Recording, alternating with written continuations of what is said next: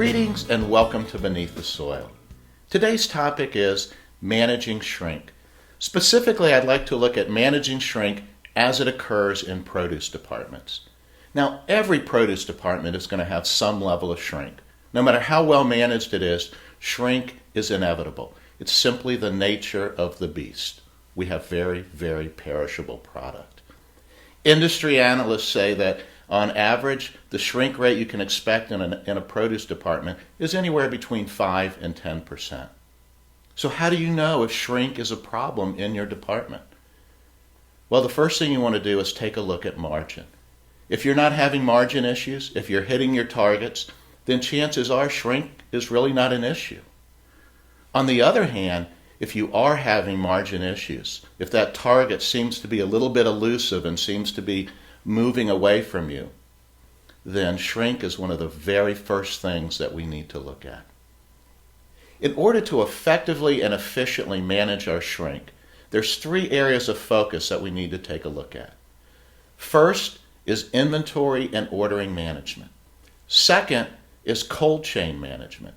And third is front-end management.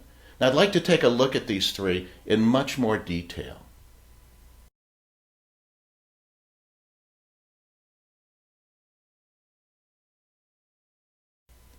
Now, ordering and inventory, they're partners. They need each other. You've got to have a good ordering system, a very efficient ordering system in place if you have any hope of effectively managing your inventory. Now, there's really 3 key numbers that you need to know in order to have an efficient and effective ordering system. Those numbers are: 1, you need to make sure you know your inventory at hand. How much product of each item do I have on hand now? The second number that's important is how much product, specifically which items do I need to order for this specific time period that I'm ordering for. That number is crucial. And then the third number is the result of all that, and that's the amount that I'm going to order this time. If you effectively coordinate and manage those numbers, inventory will not be an issue. Ordering needs to be accurate. Oftentimes you hear the word ordering needs to be tight.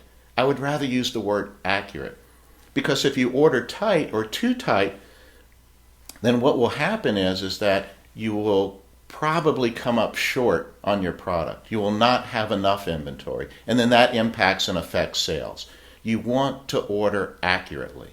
That's the key to successful inventory management.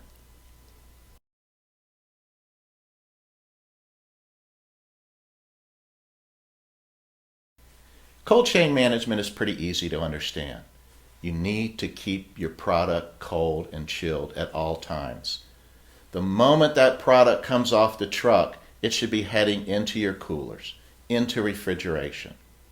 You want to make sure that there's no lag time, that your product is not sitting outside the cooler for 20 minutes or a half hour. Even if you're going to inspect the product, that needs to occur inside the cooler. If it's a hot July day and your product's sitting out for 20 minutes or a half hour or possibly even longer, you will lose shelf life. That's simply a fact. And most of you will probably need to keep that product around for 2 days, 3 days, 4 days, possibly even longer. Keep the product cold. Immediately get it into the cooler.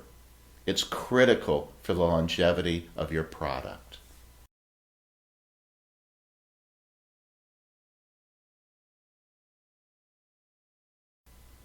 The front end presents us with 2 tools that are vital in helping us control shrink. The first tool is data, and the second tool is people. Now, with the data, there's so many reports that you can get from the front end. Inventory reports, movement reports, all of this information can help you understand the movement of your product, which helps in ordering and inventory management. As an example, let's say that your most expensive apple and your least expensive apple look pretty similar. And you know that you've ordered 20 cases of that most expensive apple, and as a matter of fact, they've actually all moved out the door. But then you check the front end reports and you notice that only 5 of those cases were rung up. And what you found out was that those 20 cases did in fact move out the door, but they got rung up instead of as the most expensive apple that you had, they got rung up as the least expensive apple. In other words, you were losing money. Finding out this information, using the data at the front end, can so help you as far as movement, inventory, ordering, pricing. If we're going to effectively control shrink, it's important to have a good working relationship with the front end team. After all, these are the people who ring up the product. The more they know about the product, the more accurately they are going to ring it up. Each day, people in your department should do a walkthrough with the front end team. It's important that they know all the new product that came in. If there's any major price changes, they should know about it. Help them understand the difference between how celeriac looks and how jicama looks. Make sure they know the difference in those products, as clearly they'll be priced differently. Make sure that you go over the different apple selection with them so that they understand the nuances in discerning the difference between a Braeburn, a Fuji, and a Gala apple. The smarter they are about your product, the better you train them, the more walkthroughs you do with them, the more effective it will be in controlling and monitoring shrink.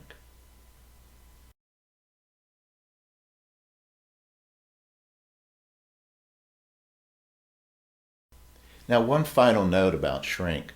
We are dealing with product here that we cannot sell, but it doesn't mean that this product is not usable. The farmers and growers in your area will happily use this product, whether it's for compost or feeding their animals. Additionally, this food is still very edible and very tasty. Shelters and food banks in your areas would love to have this food. Let's keep the sustainability cycle alive. Share your shrink. So thanks for taking the time to watch our video, Shrink Management. I hope you enjoyed it and I hope it's been helpful. So until next time, be well and thank you for the service that you provide each day in your community.